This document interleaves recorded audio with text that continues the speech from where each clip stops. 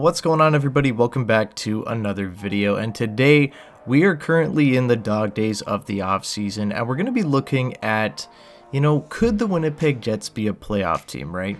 Coming into this off season, we had the big four that we thought, could definitely be moved, and those were Pierre-Luc Dubois, Blake Wheeler, Mark Scheifele, and Connor Hellebuyck. To this point, the Winnipeg Jets have bought out Blake Wheeler, and they have traded Pierre-Luc Dubois to the LA Kings for a pretty large package coming back, obviously the headliner being Gabe Vilardi. But now, we still sit here approaching August with Mark Scheifele and Connor Hellebuyck, and it doesn't seem like the trade market is very hot in the NHL in general, never mind just, Scheifele and Hellebuyck. It doesn't seem like there's anything really too hot going on right now. Teams that would want to acquire Mark Scheifele and Connor Hellebuyck are in a situation right now where they just simply can't afford it, or they don't have the assets to acquire a player like Hellebuyck or Scheifele, or both, right? Take the Boston Bruins, for example. They would absolutely love to have Mark Scheifele, but I just don't know what they'd offer. Like, what is there to give, right? They don't have a first, a second, and a third in this upcoming draft. Their prospect pool is extremely depleted from, making moves from a year or two ago at the trade deadline, and they just have nothing. I'm sure they'd love to acquire Mark Scheifele, especially if Patrice Bergeron and David Krejci don't come back, but I just don't see a world where they can do that. So now, again, another thing that we've been talking about for a little while this offseason is the interest that the New Jersey Devils have in Connor Hellebuyck. They love the idea of having him on their team, but they don't want to give up the assets for a goalie that's already, 30 years old. They don't want to pay that $8 million, for 8 years, whatever the extension would be down the line for him. They just don't feel comfortable with doing that, and it's understandable. However, I do think that Hellebuyck would be an incredible goaltender for that team, and I think that, you add Hellebuyck to any team, he just takes them to another level, For example, those 2020 Winnipeg Jets, go look at the defensemen and then go look at how many games they won. You can thank Connor Hellebuyck for, the majority of them. But with the trade market being the way it is right now, if the Jets do decide, you know what, we're going to try to go and be competitive again this upcoming season, I don't think it's the worst thing ever. If they decide that Hellebuyck and Scheifele are going to be there at training camp, on the ice for game one, I won't be totally pissed off about it. In the position that the Jets are in right now, for right now and the future, it just doesn't make sense for them to move these guys for essentially nothing, right? It doesn't make sense to move them when their value would be low or when the trade market is pushing their value down, right? So it doesn't make sense to move that right now. If they move forward into the year, start the season, they could have a pretty good team, and if they don't, they can move Hellebuyck and Scheifele at the deadline. There will obviously be some cap relief as the season goes on, and as the trade deadline gets closer, it will be a lesser of a cap hit to move those guys, right? So that is one option that the Jets could do. Or they could just use them as self-rentals, which, is scary, but if the Jets feel that they can go on a run, okay, fine. We're going to take a look at the lineup in just a second and talk about, if making a run is plausible with this team.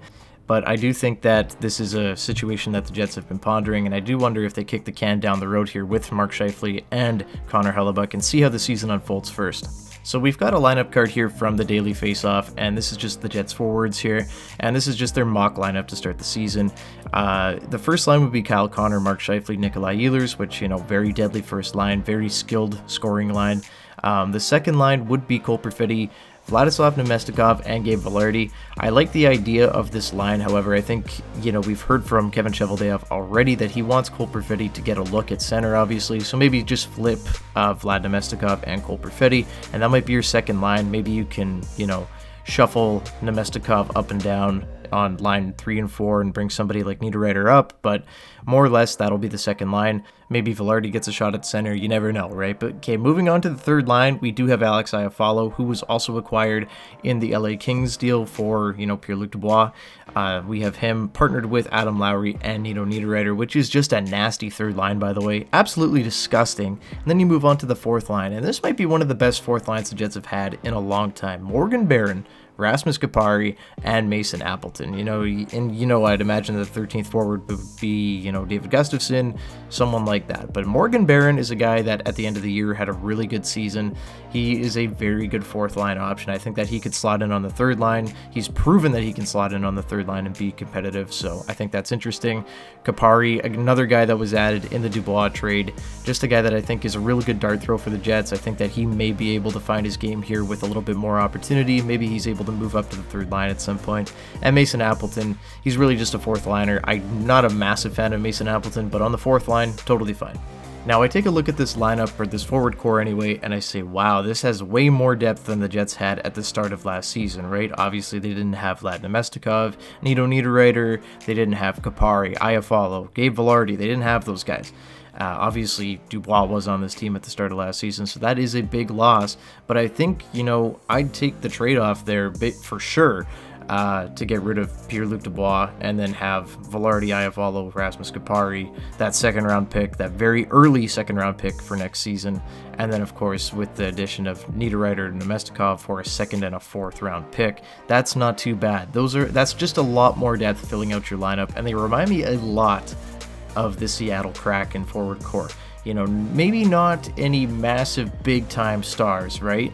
Obviously the Jets do have, flashy forwards like Kyle Connor, Nikolai Ehlers, Cole Perfetti, Gabe Vilardi in there as well, but no, top 10 player in the league is what I'm saying. But we saw what the Seattle Kraken did last season. We saw how successful they were in the playoffs. I do wonder if this is a formula that the Jets look at, and, they could even add another player into this, at the trade deadline or whatever throughout the season. But if they don't decide to trade Mark Scheifele, I think that this is a team that can go into the playoffs and can make a little bit of noise. Are they contenders? I'm not sure. I think that a lot of things would have to go the Jets' way. I think that Gabriel Vilardi would have to stay healthy. He does have, some back issues that unfortunately have kind of stunted his growth in the NHL a little bit. Took a little bit of time to break out, but nonetheless he has.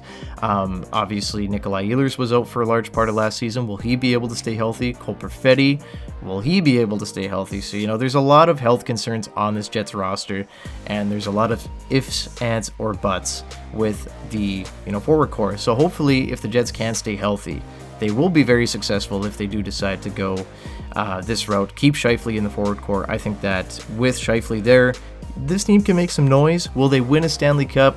I don't know, but you know what? If the St. Louis Blues have taught us anything, if you catch fire in a bottle at the right time, anything can happen. Now we're going to take a look at the defense core currently, the first pairing being Josh Morrissey and Dylan DeMello. I don't see that changing under any circumstances unless they totally just forget how to play together. That's been a great pairing, lots of chemistry. I don't see that changing anytime soon. The second pairing I don't love, right? Brendan Dillon and Neil Pionk were arguably the Jets' worst defense pairing last season, and it wasn't great. A lot of Neil Pionk looking silly out there. He came up big sometimes in some pretty good moments. He put up, I believe, double-digit goals this last season, and Brendan Dillon was solid at times, but a lot of times they look like they struggled together. I'm not a big fan of that pairing. Will that be the situation heading into training camp? Maybe, right? Maybe those guys are paired together, but a lot can change, right? I think that a guy like Dylan Sandberg here on the third pairing, along with Nate Schmidt, is a guy that can push Brendan Dillon. I think that Brendan Dillon may be suited better with Nate Schmidt. I think that those guys may be able to play a little bit better, maybe a little bit calmer. And, if Sandberg's ready to take a top four role with Neil Pionk, maybe he can kind of settle Pionk down a little bit. Maybe Pionk can have a bounce back season. And, they can go to war, right? But I'm not crazy about this defense core. I'm really not, for a lot of reasons. And I don't know what they can really do here. I made a video about this, but I said the easiest guy to get rid of would be Brendan Dillon because of his cap hit. He's only got a year left. And I think that if they are trying to make space for other guys, such as, Ville Heinola, maybe they want to play Logan Stanley in their top three pairings for some reason, or, anybody here. They still have Capo Bianco under contract. Declan Chisholm is not waiver exempt anymore, so he will have to be, either dealt or be on the Moose roster for the rest of the season or the NHL roster for the rest of the season. So there's just a lot of factors that go into this defense core. A lot could change from now to training camp, but I do think that somebody here will have to move. Maybe the Jets look at buying out Neil Pionk. I really, really doubt that. I don't think that that's a move that they want to make right now. I don't think that would be the smartest move to make in general. Nate Schmidt would be such a good move just to get rid of him. He was really, really bad last season, makes a lot of money, but the Jets would have to pay a price, obviously, to get rid of a guy like Nate Schmidt with, the lack of contribution that he brings and the money that he makes in this cap-strapped NHL world. But if some guys are able to have bounce back seasons like Neil Pionk, like Brendan Dillon, if Dylan Sandberg, continues to develop and Nate Schmidt cannot be terrible, I don't think that this is a bad defensive core. But just like the forward core, there are a lot of ifs with this lineup, right? So if everything goes great, the Jets could be pretty good on defense anyway. But hey, a lot of hypotheticals here. Now we move on to the goaltending situation where Connor Hellebuyck, he's still here in this hypothetical situation with Laurent Brossoit.